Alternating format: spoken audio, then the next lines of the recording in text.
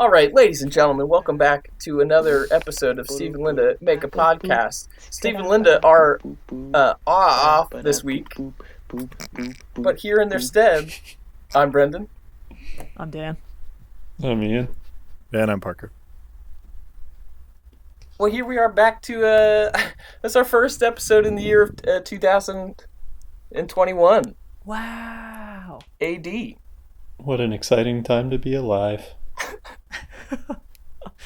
Oh, Ian says that just for context. We were recording on January 7th, and that's all we'll say about that.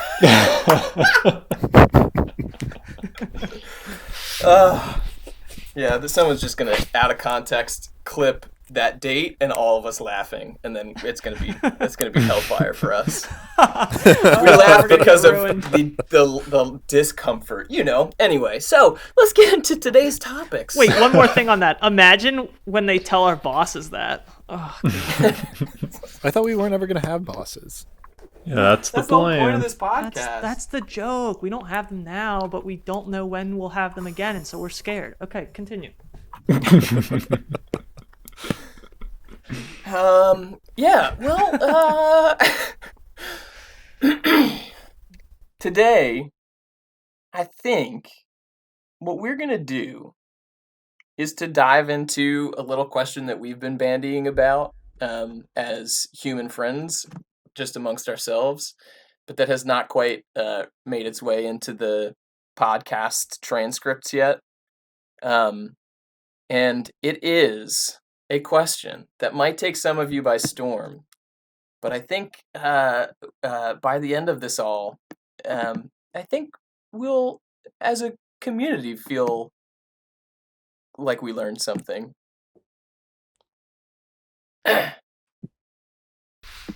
With that intro. So the question is being a billionaire pathological? Just sit with that for a second. And I think now it's obviously going to be somewhat of a change from the things that we normally are talking about, but I think it's relevant because part of what we're doing is talking about how we can become independent and work on projects that we care about and that we find fulfilling. And obviously one part of that being independent is finances. But at what point basically does it become an obsession that the DSM, what are we on, 9, 10? I don't know. Might log into its books? In fact, if you know what DSM that we are on, you either work in that field or you have an obsession with the DSM. Because I think it was DSM-4 when we were in high school learning about that in psych. Wow, they're just cranking them out, right. Huh? Yeah. No. You know what? I think, do they have an obsession? Just, are they printing that more frequently than maybe they need to in order to drive book sales? It's Oh, job good call. security. That's exactly right. At Because what I'm point sure are they people actually... buy physical copies of that, I'm sure. Pirated PDFs is the only way to do it. But before we get into answering that question, we've got a listener question from Jose. Called him out last week, and then he felt enough pressure to send something in. And I'm going to take this one because he sent it. He didn't use the official channel. Which, again, is Steve and Lynda Make a Podcast at gmail.com. And Lynda would be spelled with a Y there. We get it, Dan. Jesus. Okay. No, you're right. He sent this through text message to me, and my number is 610. And we're going to apply the GOAT to that, obviously. Well, I just wrote it down, so now I have it. Oh, my... Shit. And I'm going to actually lead... This is... it's kind of an inside joke. I think this is humorous because the pressure got to Jose. So He sent me his question, and then the immediate follow-up text before I could respond was, "Is that a good enough question for the podcast? Lol, I feel the pressure from the call out." And I don't know. That just made me. I like that. Damn, so we really did pressure him. Jose, if you're out there listening, I want you to know I haven't heard it yet, but I know for certain it's not good enough. Thank you for trying anyway. Jose, I also want to go out on a limb God. here and say that what I said last week about your beautiful eyes is still very much in my head. Parker, Put that on the record. Oh, Parker, you spoke too soon. Okay, so technically we have a couple questions from Jose, and we'll get to the eyes, Parker. Thank God, because I was waiting for a retort. This is going to be awkward.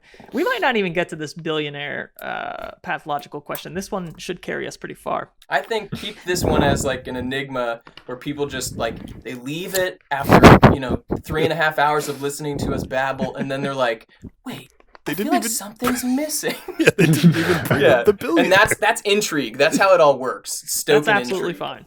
Yeah. Right. Sorry. So Dan. now that I've stalled plenty, here it is.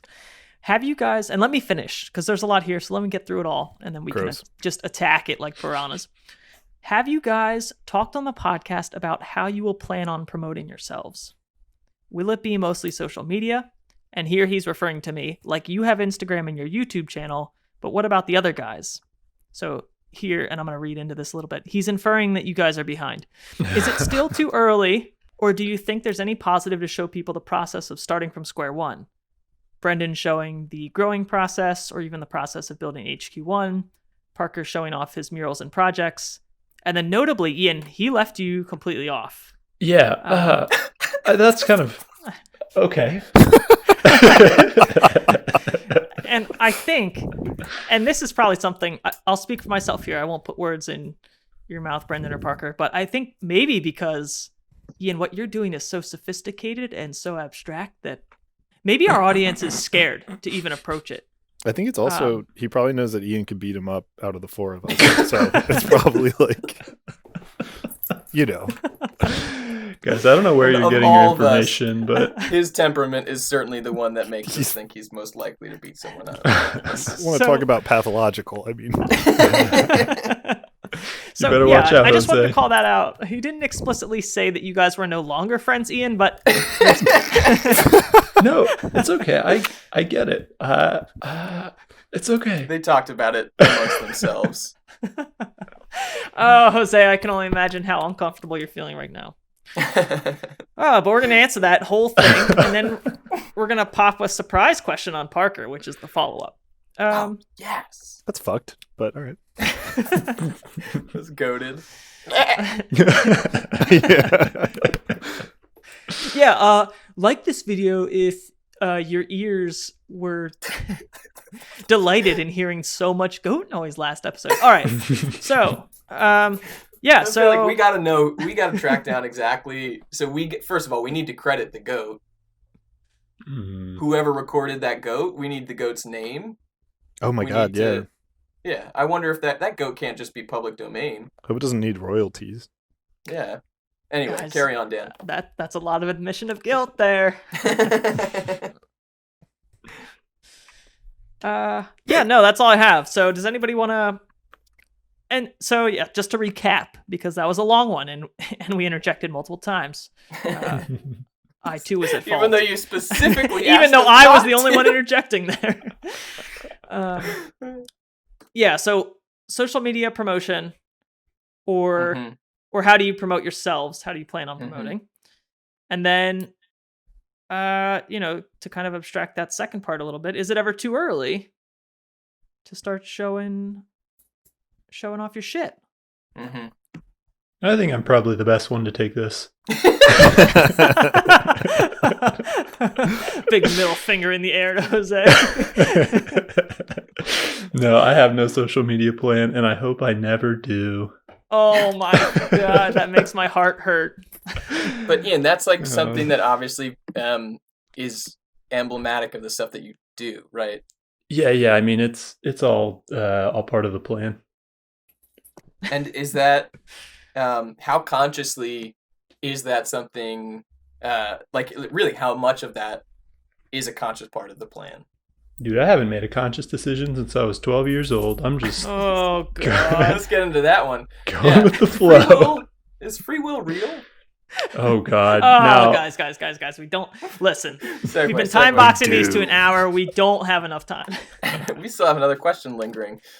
So, but Ian, yeah, for yeah, real no. though, Mm-hmm. do you? So I know that, and this is something I'm sure we'll all touch on, the difficulty of marketing ourselves. Just like each of us have temperaments that I think just don't lend themselves well to that kind of stuff. So I know you've talked a little bit about the driving sort of forces behind pushing you out of more traditional employment. How much of a driving force is the fact that working on your own code requires absolutely no self-marketing? Big. Primary. I don't know. Can you give us a percentage? Can you estimate that for us? No, it's. I mean, it's definitely part of it. At a percentage, I'll say 25%. Oh wow. Okay. All right, Parker, you're up. Yeah. No, sorry, keep going. No, that's. I honestly just was trying to do a funny pass on the question, so I'm happy to move along. We're sick of your funny passes, Ian. And yeah, our cheeks hurt from laughing, but we need to get some detail here, man. But I guess arguably what you're doing right now, what we're all doing right now, is some version of promoting ourselves through social media. I mean, like, it's not necessarily going to. I would bet, Dan, you're going to benefit most from something like this. You greedy little son of a gun. I feel like when we get together, a lot of times I feel like we have a conversation, and in the first 30 seconds, we create, I don't know, 20, 30 branches, say. And I always feel like I love talking to you guys. That's because you're my friends. But I always, like, when we start to define those 30 branches, there is always some lingering disappointment. Like, by the time we have to call it today, we are not going to get to 3 of them. And I very much feel that feeling right now. But I would, and maybe I'll cut my answer short because of that. I don't know. I'm not intending this to do anything for me in terms of promotion at the moment. Just knowing, like, who this is going to find itself to and knowing how few people listen at the moment, if that makes sense. But I would agree, given the nature of my projects, I am probably in position to benefit from this the most. And in a sense, I'm harvesting your boys' time for my gain. Yeah. You're also harvesting the ears of our listeners. That's true. Steve and Lynda's listeners, really. Let's not forget. Harvesting Farmer the Dan. organs of the innocent. Wait. But I guess maybe that's unfair, Dan. Maybe what I should have said was that, or no, who am I talking to? Who is this? Who are you guys? No, what was I saying? Oh, this podcast actually is maybe not so much to capable of promoting us, but the other part of his question was, how much do you want to let people in on the process from the beginning to the end, even before it's pretty? And I think you are doing that, right? Like, that's when we had that conversation about when we had the conversation off the air with the that one podcast episode that got ruined.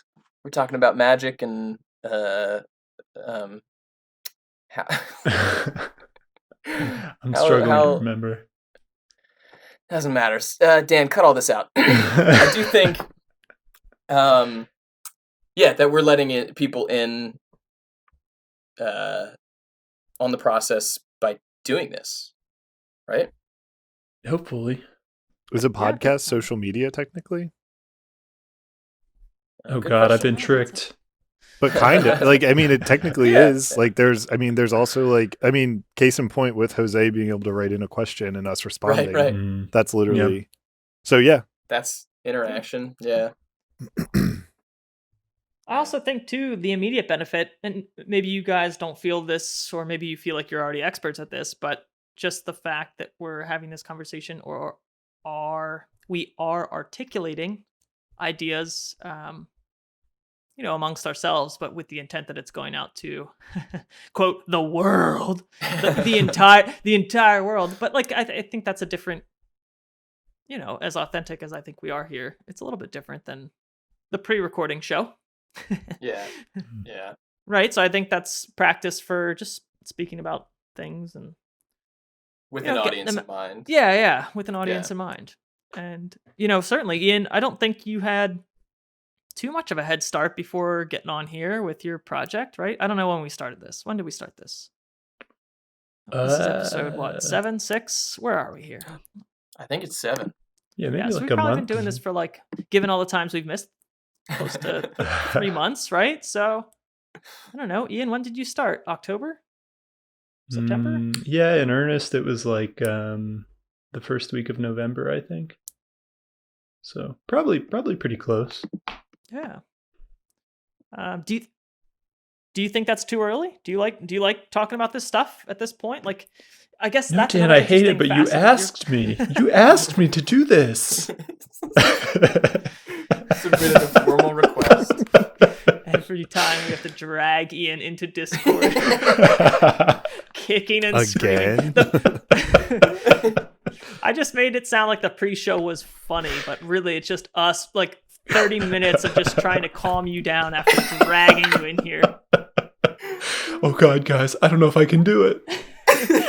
Shut I'm like up. 12 years old again and at the top of the water slide. Like, I don't know if I can.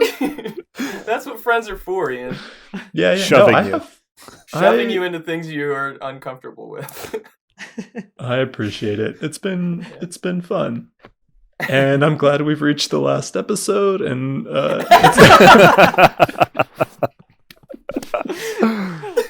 keep in mind, this is all before we even get to those camera episodes. Oh yeah, I better watch out. Oh yeah, not to hype you up too much, Ian. I don't want to. But yeah, you have an interesting, another interesting facet to your project here is that you're not necessarily, at least at this point, actively or even intending to set this up as a product and sell it to people, right? So there's in some sense, that might be changing potentially. Oh, but I'll tease that, and then we can move on to the next little segment. Lovely. That's beautiful. Lovely. Okay, so forgive me. Thus far, I would imagine there's a little bit. If this were to be stressful, this whole thing that we're doing, I would imagine it'd be a little less so if you're not having to worry like, oh, are my customers listening to this? Again, this is a moot point because no one's listening to this in the real sense. But you kind of understand what I'm saying, right? Does that make sense? Yeah. Whereas like when I linked this on the end screen of a video, getting back to picking on myself, potentially directly having some benefit from this, the people, my quote customers on YouTube, have direct line of sight into what we're talking about immediately. So that's a nuanced difference potentially. Fair. Who's next?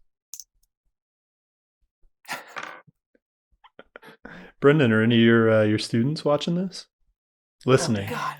Well, I guess you can watch the screen while you listen. Just watch the the bar.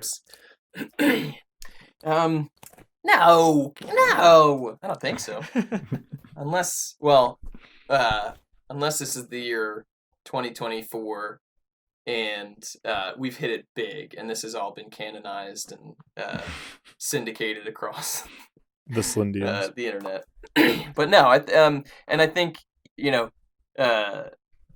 that is something that I don't imagine that usually spreads through word of mouth. So like doing things on social media to me doesn't feel like an appropriate way of promoting those things. But just because it's so dependent upon how families perceive of my value, it's not so much about how like someone surfing the internet seeing an ad on Instagram for a tutor or something would like perceive of my value.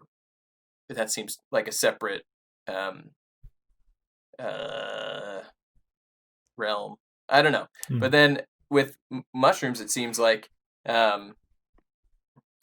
again, social media, well, no, I think it's slightly different. So social media and self-promotion in terms of those kind of like free marketing type things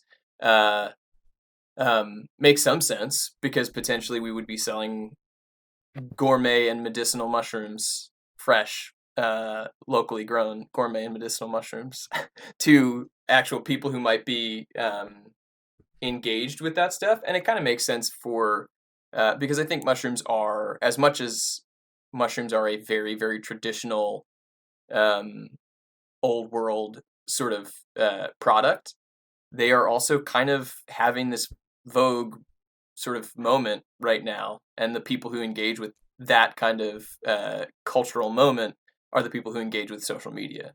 And so it makes sense if we're, especially now, as our plan is, selling to direct to consumers, because a lot of folks, I think, are craving local food, and those folks tend to be younger, and those folks tend to be more engaged with things like social media. And so a lot of folks probably just don't even know that there are local mushroom growers around. And so putting up an Instagram, which we do have, we got a handle, right, Parker? Yeah, we have one. Yeah. Ooh. And we have been, I think we also have, well, yeah. So I think that makes sense, except that then in the long term, I think our goal, probably just to scale things up, is to, bless you, is to treat the thing as a business to business transaction, which then is back to the, like, tutoring is word of mouth, or tutoring is developing relationships. It doesn't really change when you're like tossing out these ads that people casually interact with. I think it would be the same when it's business to business, if we're selling to restaurants, if we're selling wholesale, which again is the long-term goal. Then I don't know that social media is a place for us to leverage that exposure. I think it more has to be like real person-to-person interaction, and no knock on social media, but in a firmer sort of a way. You can knock it. It's doing okay. You can take it. Yeah, it's not listening to me and getting hurt by the things that I say. Sorry, social media. You're good at what you do. And then the other part of Jose's question, and I'll cede the floor. Filibuster. Oh, too soon, guys. Too soon. The other part of his question, like, how early do you want to let people in on the process? Again, this is one version of that, and I think is that whole idea. You hit it straight on the head there, Jose. That's sort of why we're doing this, right? Like, to show people that it can happen even if you're bing bongs, and you just got to keep taking steps forward. Everyone starts from somewhere. And then the other thing is, Parker and I have been recording very casually some of the progress we've made just on the infrastructure we're developing. And as soon as we do, I've got a few images and videos too from my early experimental grows too.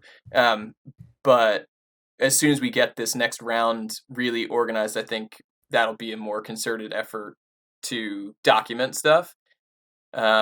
Because again, I think there's value in just showing people that, God, so many platitudes running through the head.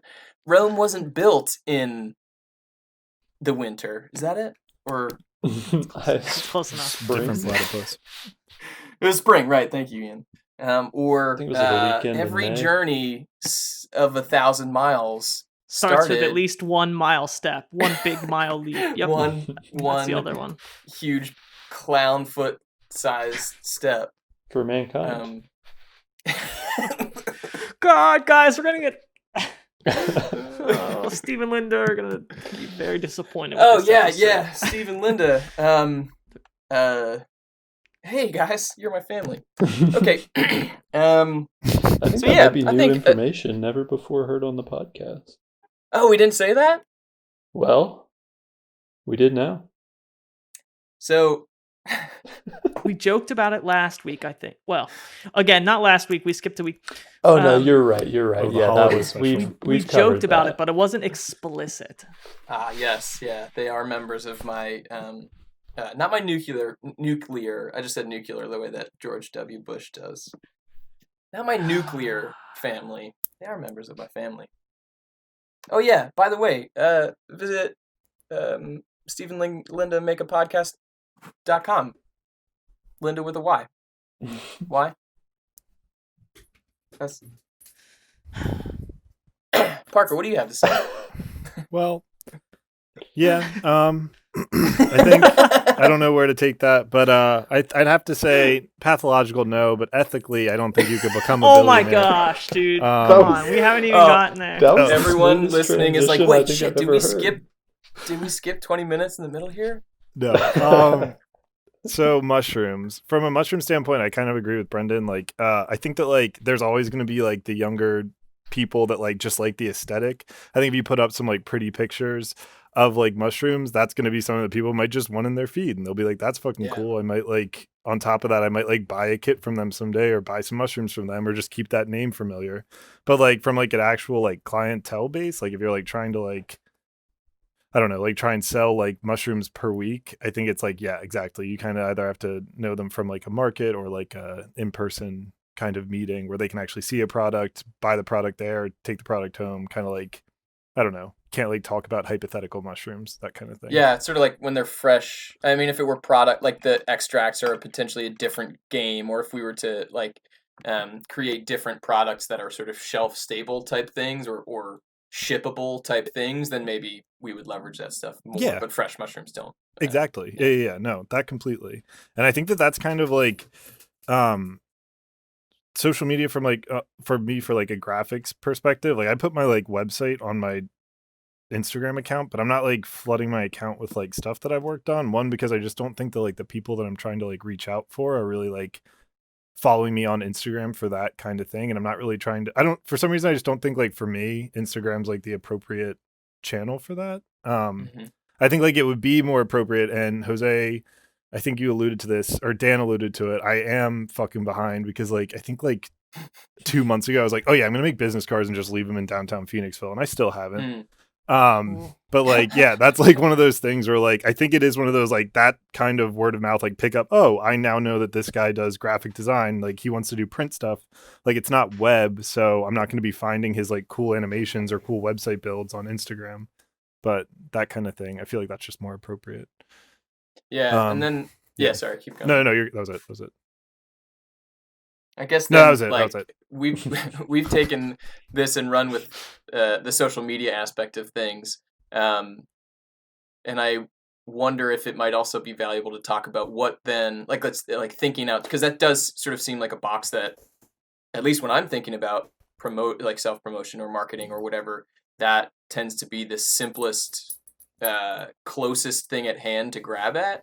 So are there other things that are a little more rigid than just word of mouth, like I've mentioned, or like sort of I don't know, is there other stuff in mind that could be useful to folks who are working on freelance stuff?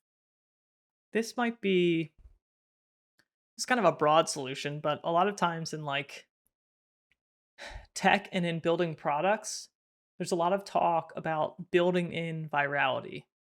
And how can you engineer a product to make it so that it's like very easily, but also like very easily shared, but also that there's like great benefit to share that. So, think of like a social media. If you were to build like a social media-esque site, there's a lot of benefit into sharing that. Because you want your friends, you want your family on that thing, right? And sharing it for no commitment at first, right? Right. And like that's something that maps to the real world though too, right? Yeah, free So samples, baby. free samples. If you set up some kind of online ordering system, that allows you to do so much very easily with like, hey, share this with somebody through email and get a free whatever, get a free order. And so long as you're kind of capitalizing on that makes it sound ruthless. So long as like the lifetime customer value plays there, it's like why wouldn't you want to put it in as many, why wouldn't you, if you know the value that it takes to acquire a customer and their average lifetime value is greater, like that's when you've quote made it, right? Just like dump money into that funnel kind of thing. I don't know. Yeah, but that does sort of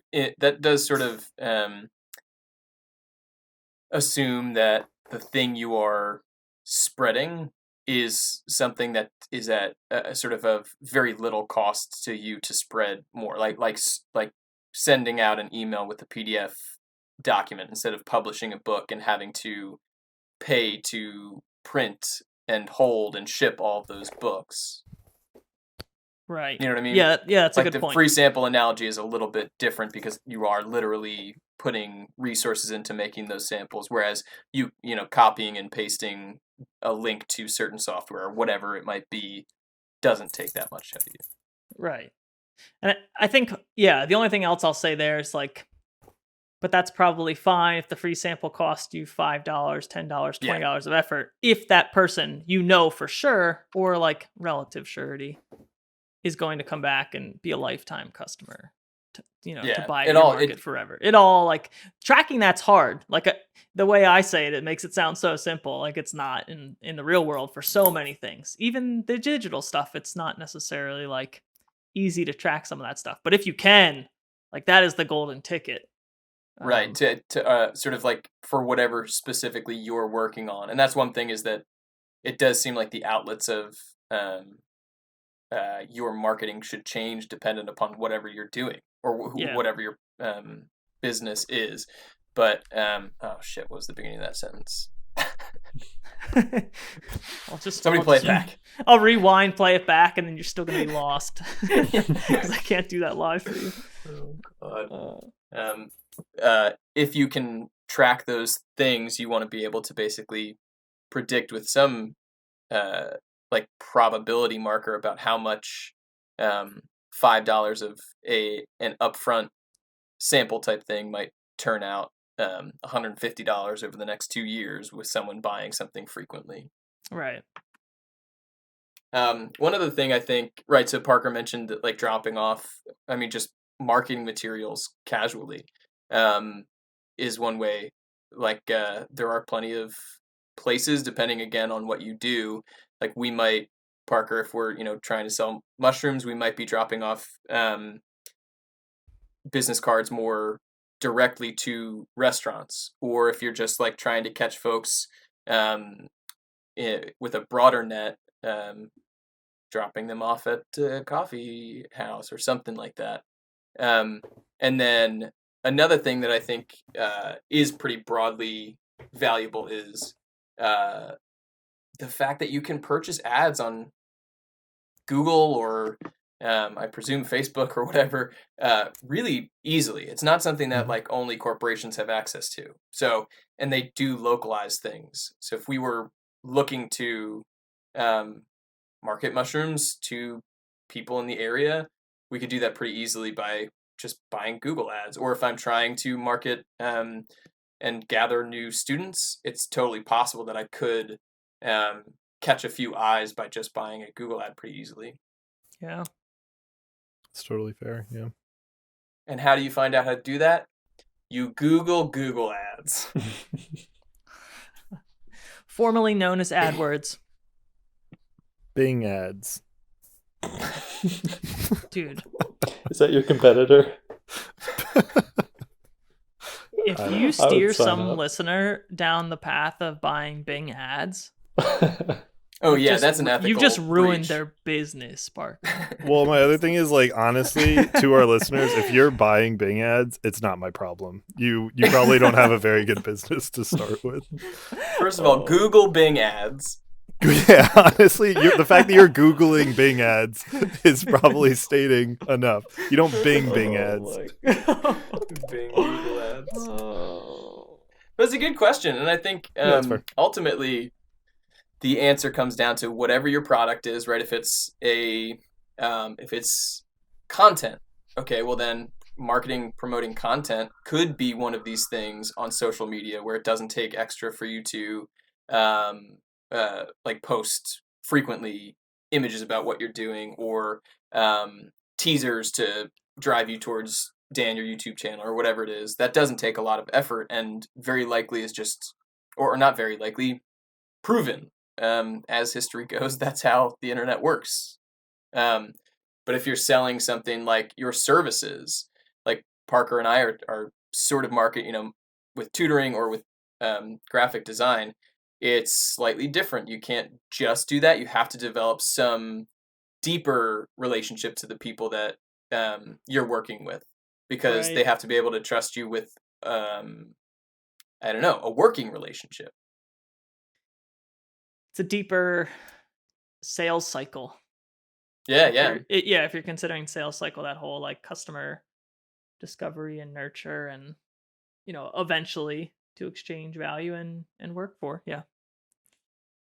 And then with Ian, you just turn it on. Like, market yourself to your own money printer, and then as long as your money printer likes you, you're good.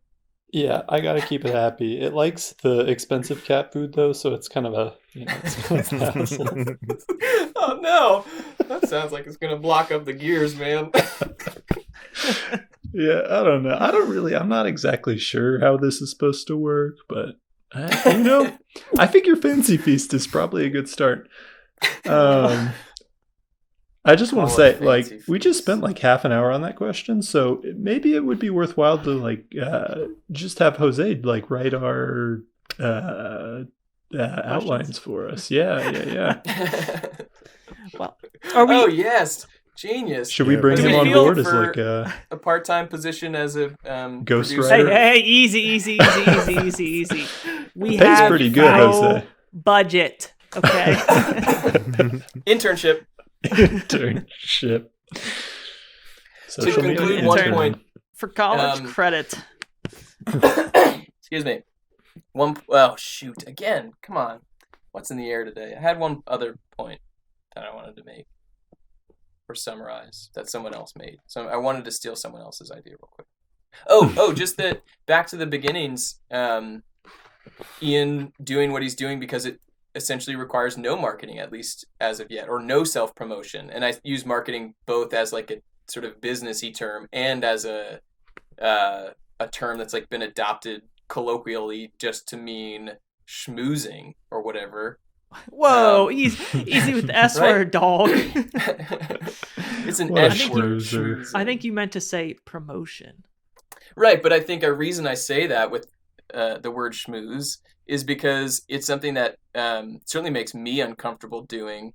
Not that it's inherently problematic or inauthentic, but that's what it feels like to me. Sometimes, I guess. But the way that I'm able to get over that fear or discomfort with that sort of mode of being is by word of mouth requires a slightly different skill set or a slightly different demeanor from people, but arguably that still is self-promotion and marketing. Being a good, thoughtful, present person who works with customers and customers' families is a form of marketing myself to new people. That makes sense. I was gonna make fun of you for saying, not make fun of you, but like Well, it's not too late, Dan. Work it in there. Make fun of him. Yeah. Hey, the day is young. Brendan, brace yourself. I was gonna say schmooze evokes feelings of it being a dirty word, and I was going to maybe berate is a better word. I was going to berate you for insinuating. Oh yeah, berate me. I was going to insinuate that you shouldn't have done such a thing. But now, after your full explanation of the feelings that it brings about, that makes sense. That is fitting. I will not berate you. I've escaped beratement. Yeah, I think it's something that people have different experiences of. Some people are very good at it, and it's not inauthentic when that's the case sometimes. Right. Yeah. So I don't mean actually to it is both schmoozing and networking. They're the same thing. Connotations. And if you don't know about connotations, watch our YouTube Mr. B's SATs about words in context. May I do we feel as though we have answered this listener, Jose? Do we feel like we've answered him appropriately on that question? Do we think that in that last 45 minutes we've given him enough of our time, or should we keep going on that one? Keep vamping. All right. I think that's all we know. And obviously it's not, that's all I know about anything. All right, then Parker, buckle up. Second question from Jose.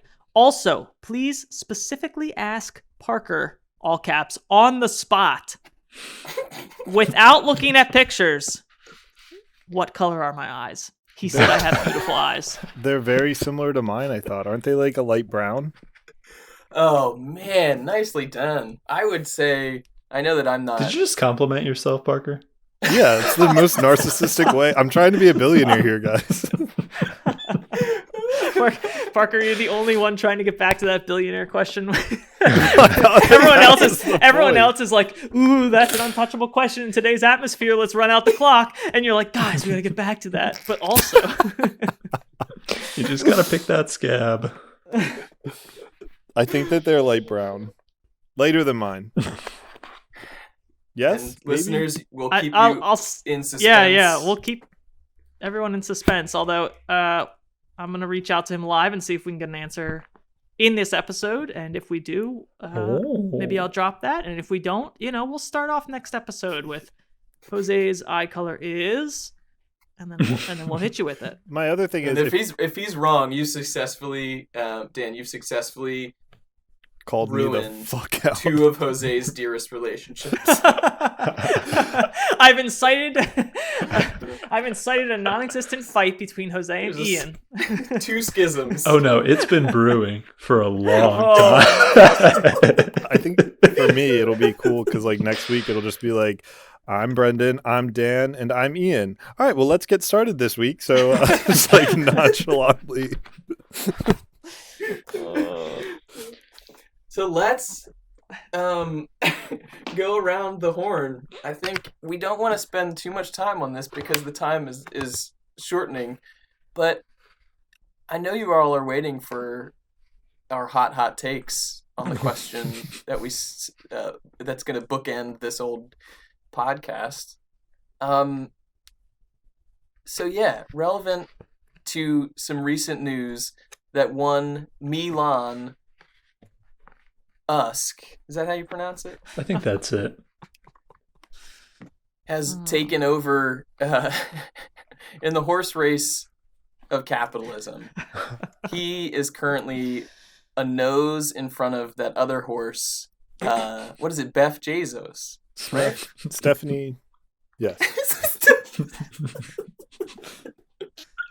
Oh man.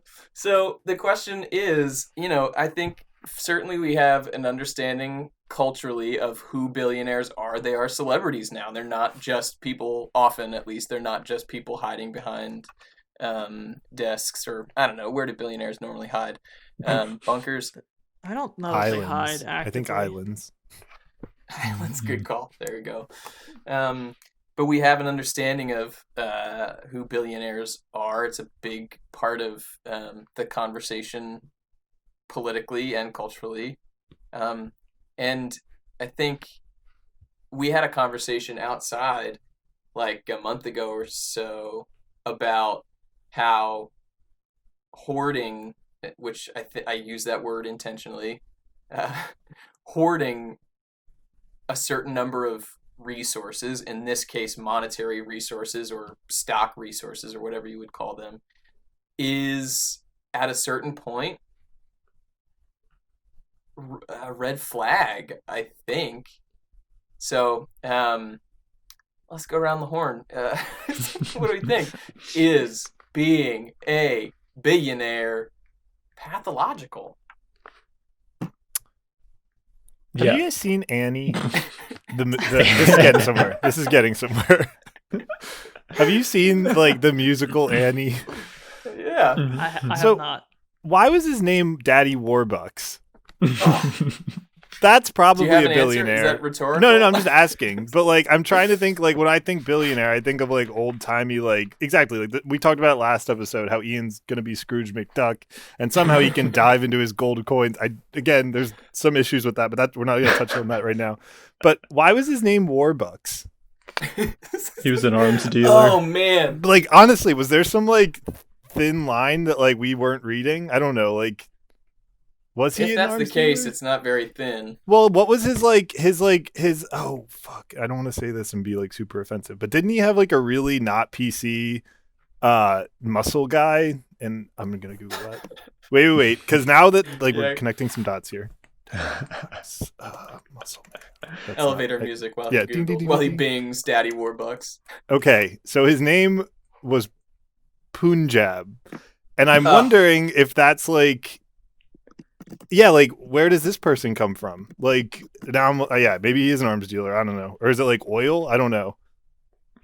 Sorry, yeah, the billionaires, fuck them. I don't know. Like, either way, we're whether there's authorial intent or not, we're capable of creating a narrative out of just that name being his name. Absolutely. So is Punjab like a caricatured person? Is that what you're remembering? I don't remember. Yeah, I remember he had like I don't know. He had like some very like ornate dress, like a white robe or something. Mm-hmm. Oh no, he had like it was like kind of like a turban. Yeah, I don't know. Mm-hmm. But yeah. Oh boy, it was strange. So is Daddy Warbucks? Let's change the question. Is Daddy Warbucks a bastard? Let's not, because I'm not familiar. I think he was probably a bastard. I'm sure he wasn't very fun at like house parties or whatever, estate parties, West Egg get-togethers. But I guess like if we're thinking about like if Daddy Warbucks was actually successful, so didn't and this is maybe totally wrong, but from my understanding of Annie, Daddy Warbucks. Annie is an orphan. Daddy Warbucks takes her in, and he's obviously a wealthy dude, and I don't know, changes her life somehow, right? And maybe he buys out the orphanage. Is that right, Parker? Check us. Whoever's whoever knows. But that's at least my understanding of the narrative. We're gonna end up chopping this last 10 minutes, and people are gonna be hanging on their seat for this billionaire question, and we're not gonna get to it at all.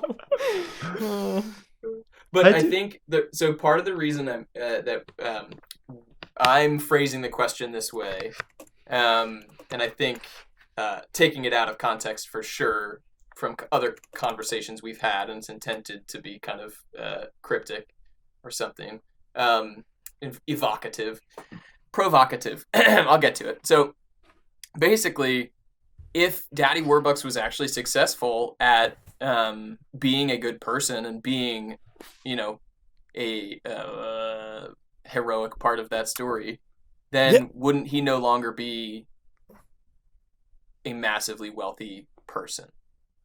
Well, or is it just like he's not a dick? Because yes, he does adopt all the orphans, so like he's doing a greater good there. But I don't know what his origin story is.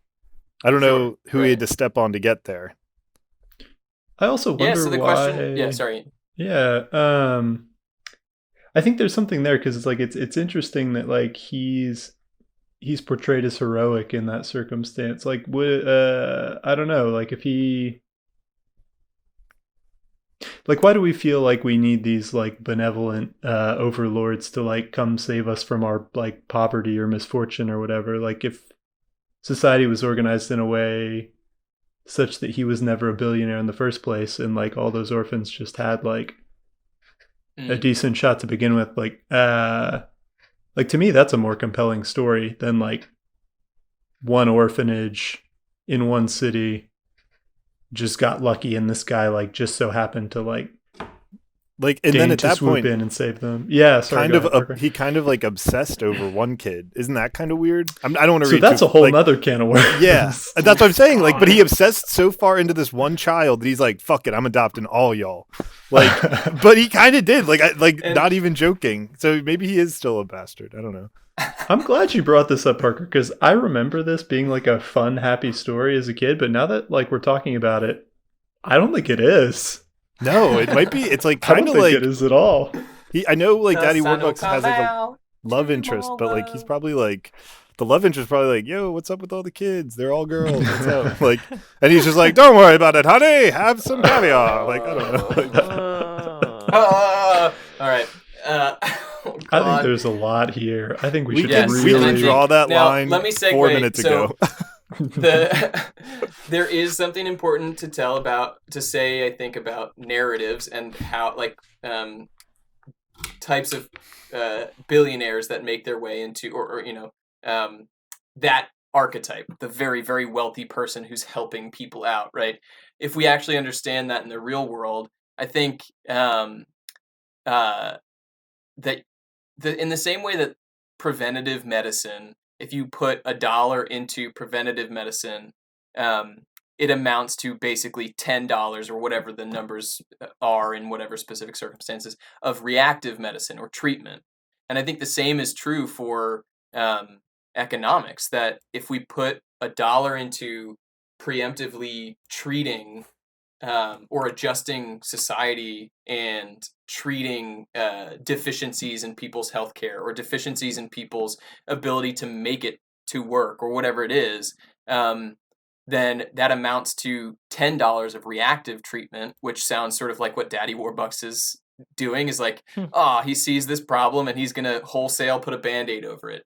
And I think we see billionaires doing this a lot where, even though they're getting these tax breaks on the one end, they, on the other end, donate to charity. And there's all of this marketing about, donating this many millions of dollars. When if you were to have done that by just paying taxes, then you wouldn't have to be donating this much. And these charities would probably be better off. Anyways. Yeah. So that's one thing, is that this savior complex, I think, is no doubt a distortion from how things actually work. And I think it's glorifying a type of quote unquote help or whatever charity that is reactive instead of preventative. And that itself is a problem. Go ahead. I just want to poke in here. I don't want to agitate us here in the last few moments, but I'd like to place potentially like devil's advocate point of view on that point. Ooh, let's get it. And I wish to do so because what you said, I am personally very aligned with, and I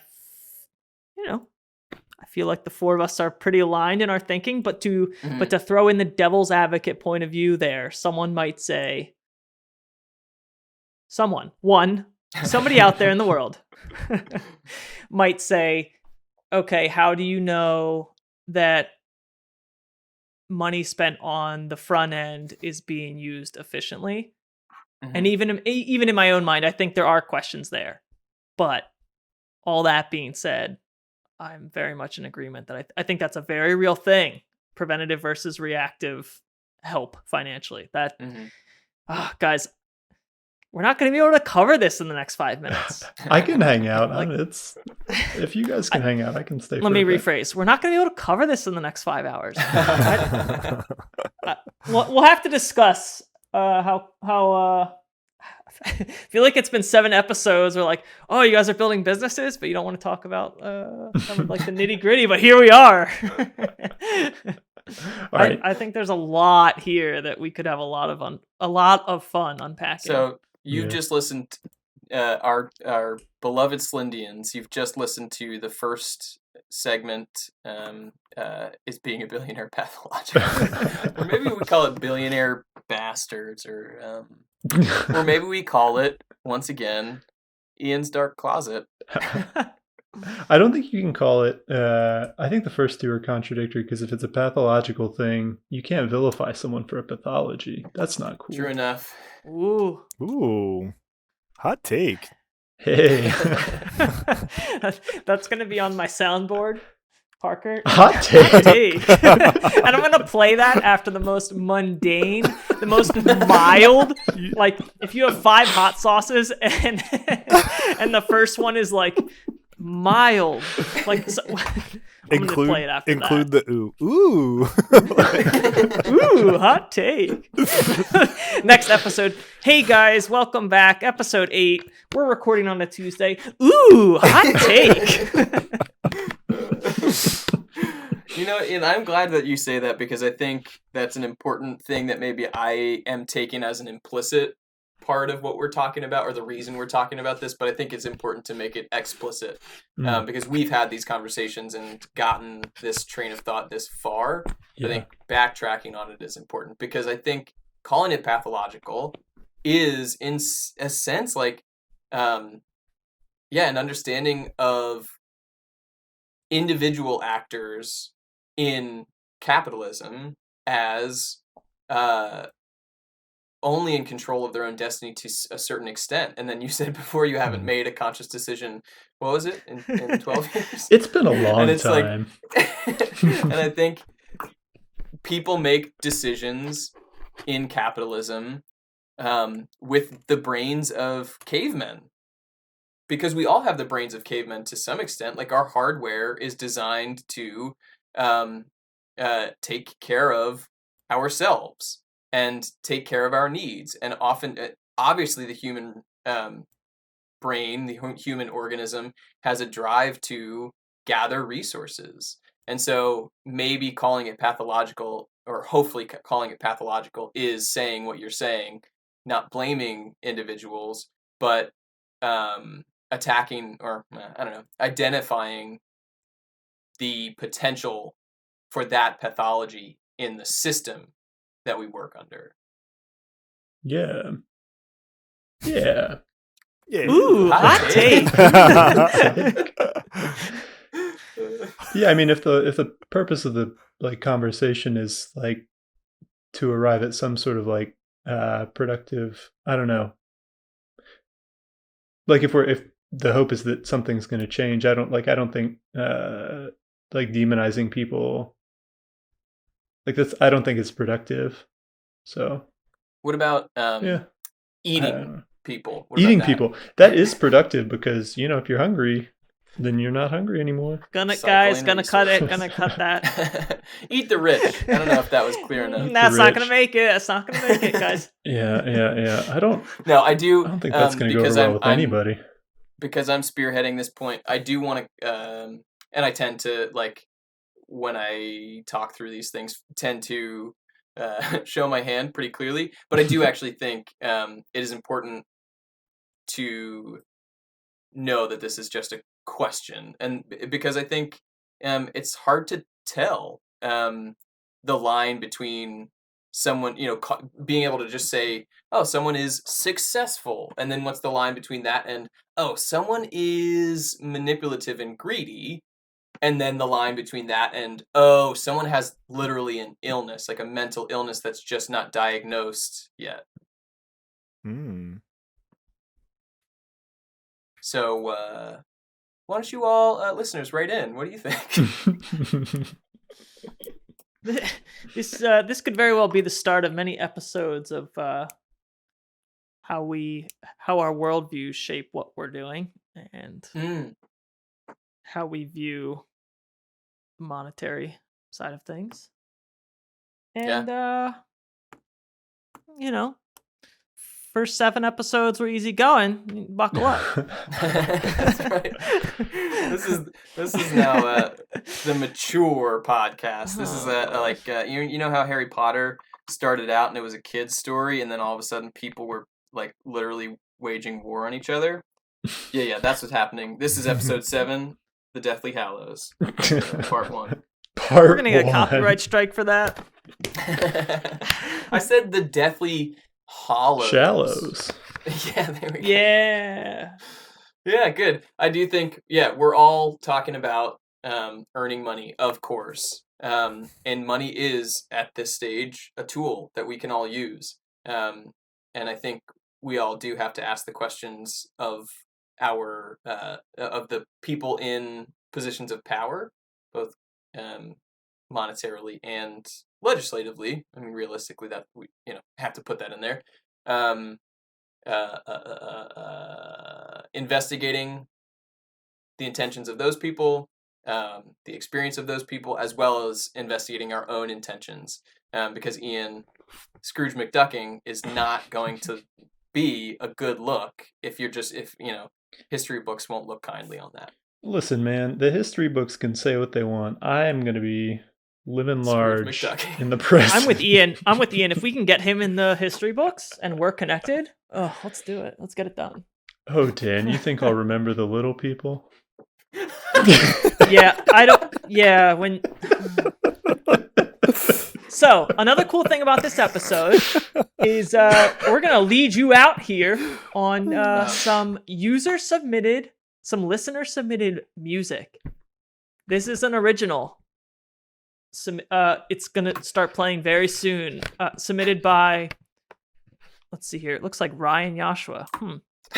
Any relation? Solid last name, but no. Solid. Sounds like a hunk. All right, so should we say goodbye? I think so for now.